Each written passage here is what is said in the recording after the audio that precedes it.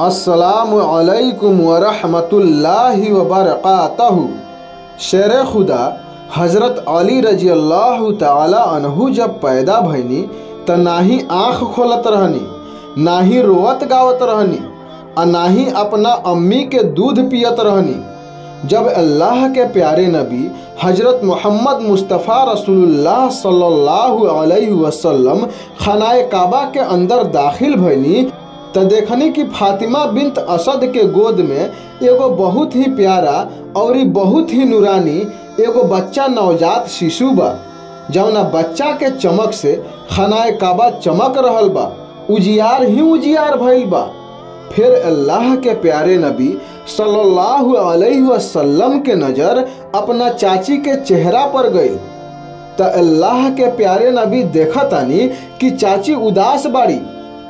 त अल्लाह के प्यारे नबी अपना चाची से पूछनी कि तू काहे उदास बाड़ू अम्मी जान।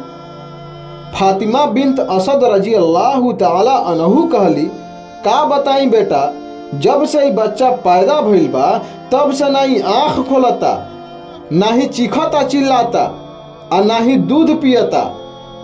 फिर अल्लाह के प्यारे नबी सल्लल्लाहु अलैहि वसल्लम मुस्कुरैनी, हज़रत अली रजी अल्लाह ताला अन्हु के अपना गोद में उठा लेनी। फिर हज़रत अली रजी अल्लाह ताला अपन आँख खोलनी। अब पहला दीदार अल्लाह के प्यारे नबी हज़रत मोहम्मद मुस्तफ़ा रसूलुल्लाह सल्लल्लाहु अलैहि वसल्लम के कहनी, या रसूलुल्लाह सल्लल्लाहु अलैहि वसल्लम, आप हम सब पे नजरे करम फरमाइए।